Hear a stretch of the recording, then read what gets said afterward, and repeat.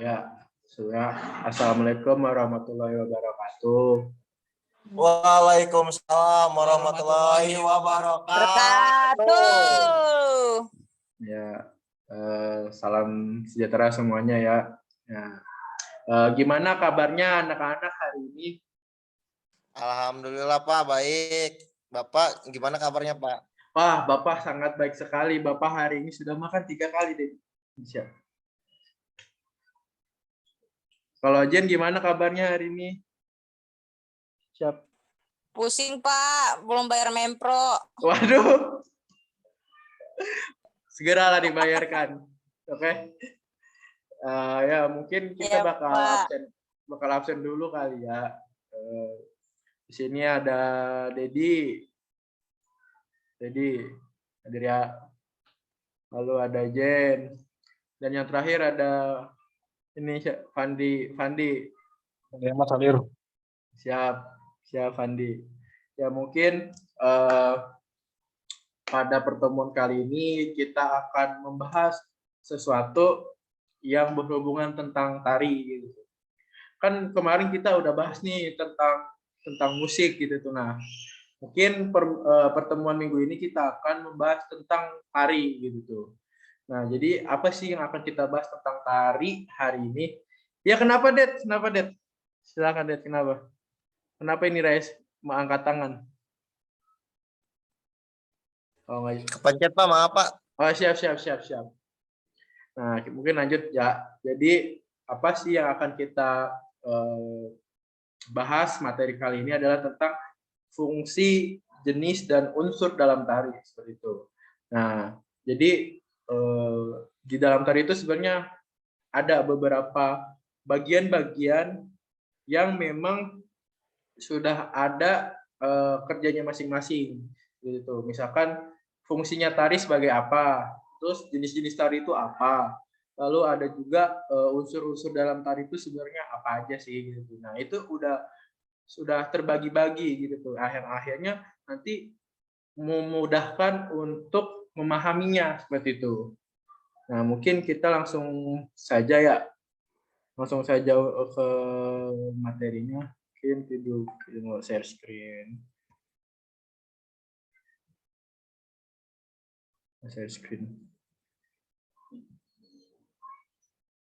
Mana share screen?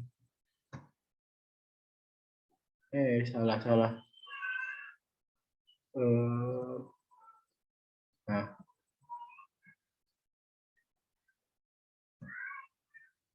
Nah, udah ada belum? Halo, udah ada belum share screen-nya?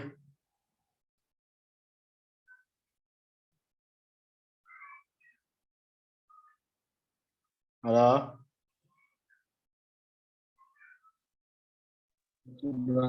Pak. Oke. Ya, jadi hari ini kita akan membahas tentang fungsi, jenis, dan unsur tari. Nah, jadi seperti Bapak tadi bilang, tari di dalam tari itu banyak jenis, banyak fungsi-fungsinya, dan juga banyak jenis dari dalam tari, dan juga banyak unsur-unsur yang ada di dalam tari seperti itu. Nah, jadi pertama itu fungsi. Fungsi tari ini ada banyak gitu tuh. Nah, salah satunya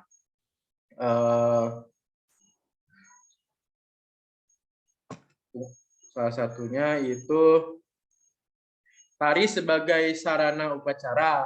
Nah, jadi tari ini sebagai sarana upacara ini terbagi menjadi 3 nih. Jadi yaitu fungsi dalam upacara keagamaan. Nah, jadi fungsi dari tari dalam upacara keagamaan ini biasanya digunakan untuk sebagai pemujaan seperti itu, ataupun ritual, masuk dalam ritual yang ada di acara prosesi keagamaan. Nah, lalu ada fungsi dalam upacara adat. Nah, fungsi tari dalam upacara adat ini itu berkaitan dengan kepentingan adat masyarakat di suatu lingkungan. Jadi misalkan upacara di Maluku ataupun misalkan di Sumatera. Nah, ketika menggunakan tari dalam upacara itu disebut sebagai fungsi tari sebagai upacara yang berhubungan dengan keadatan di masyarakat seperti itu. Lalu ada lagi masuk yaitu fungsi penyelenggaraan upacara adat yang kaitannya dengan peristiwa kehidupan manusia, misalkan kayak kelahiran, penobatan, perkawinan, dan kematian. Nah, misalkan kalau kayak di daerah-daerah Jawa Barat nih, ataupun misalkan daerah Banten nih, ada yang namanya misalkan kayak mapak, gitu, mapak pengantin, ataupun misalkan kayak pawang pintu, ataupun misalkan buka pintu di daerah Banten. Itu ketika misalkan ada dalam unsur di situ ada suatu tari, maka tari tersebut sudah menjadi sebuah fungsi penyelenggara upacara adat yang berkaitan dengan kehidupan manusia. Nah, mungkin next kali ya.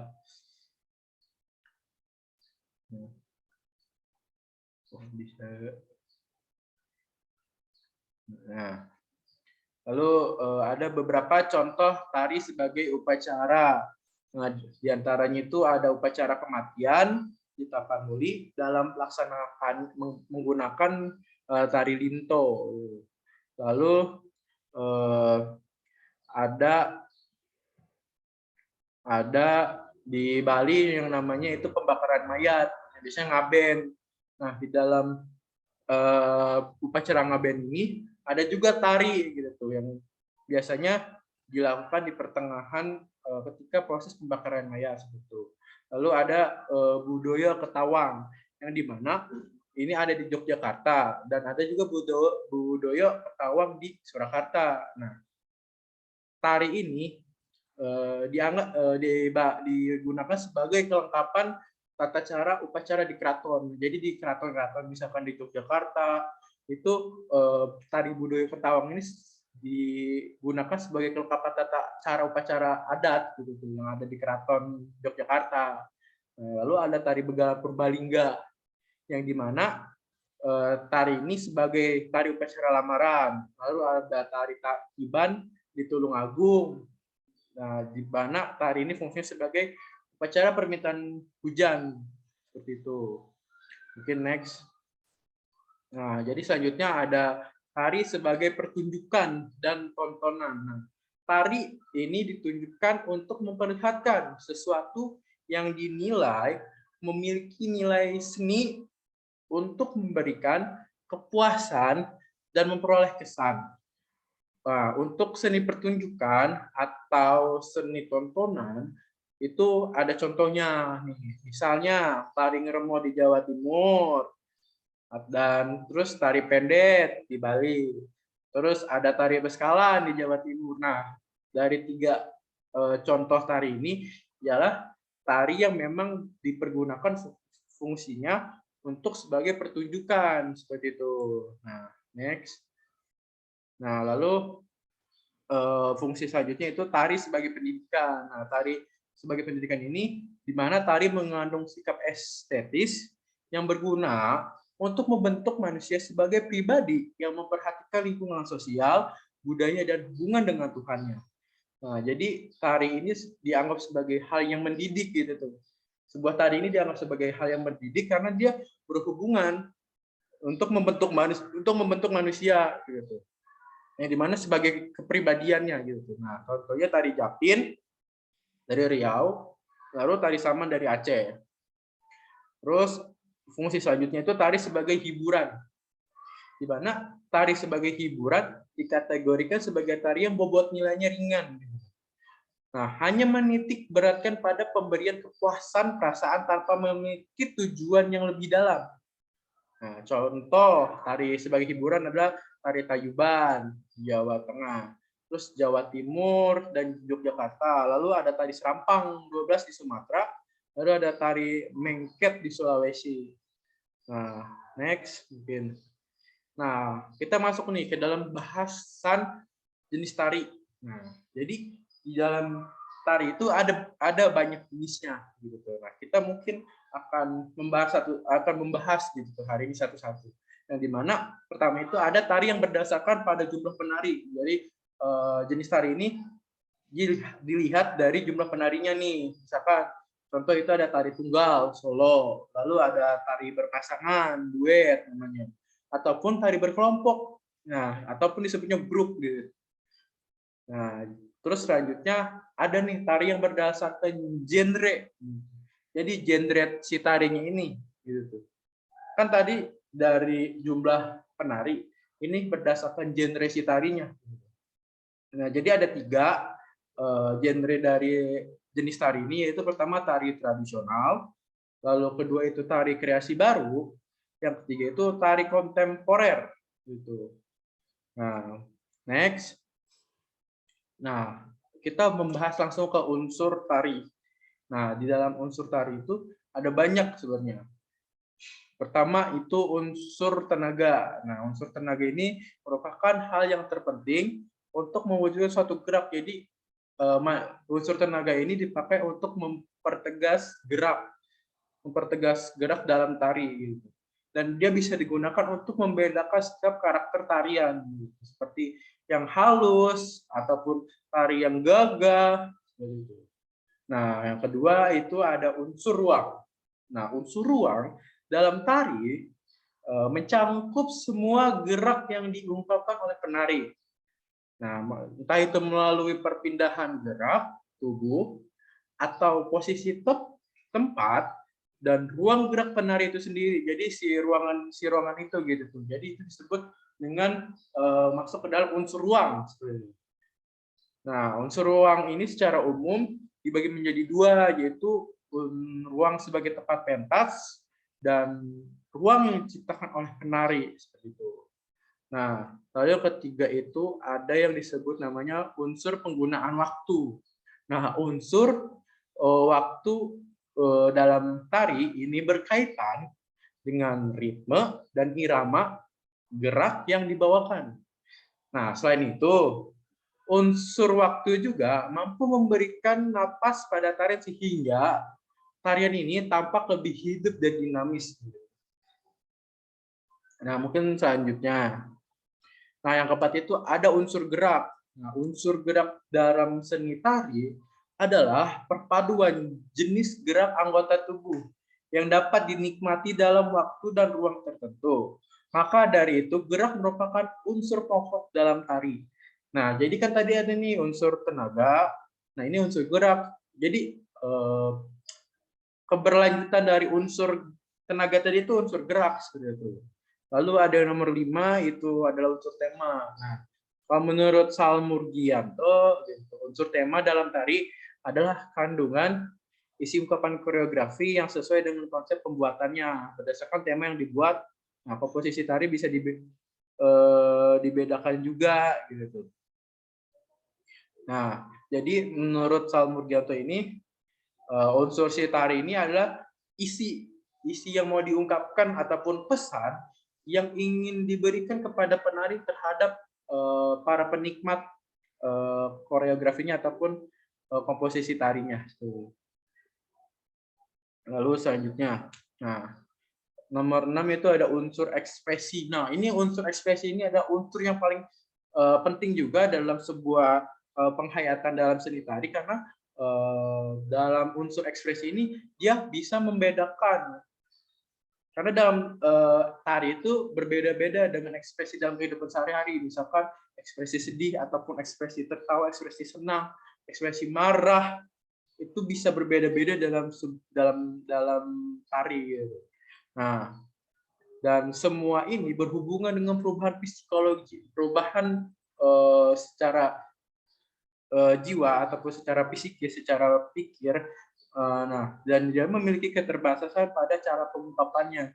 Jadi si unsur ekspresi ini digunakan ketika seseorang itu susah untuk mengalami keterbatasan dalam cara mengungkapkan ekspresinya. Akhirnya digunakan tari sebagai media ekspresi. Nah, lalu ada yang ketujuh nih, itu unsur iringan tari. Nah, iringan tari ini yang dimaksud adalah unsur pendukung dalam membentuk kesan dan sebuah pesan dari sebuah tarian. Nah, pada dasarnya tari membutuhkan iringan sebagai pengatur gerak itu sendiri. Nah, jadi memang tari itu sangat membutuhkan iringan. Jadi ketika tari tanpa musik itu hanya sebagai hanya sebuah kekosongan belaka gitu kan. Posisinya tari itu perlu iringan, sebuah iringan yang dimana iringan ini pasti untuk mengatur sebuah gerak tari itu sendiri.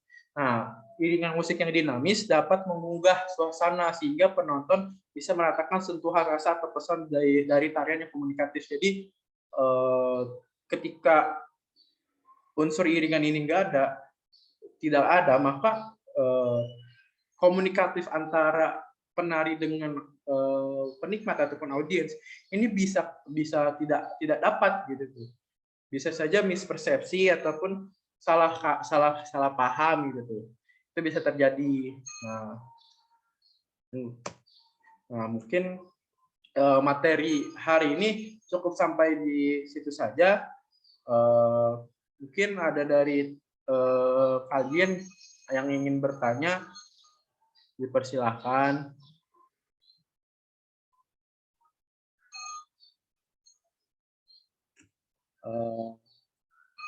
Mungkin Dedi ada pertanyaan nggak, Ded?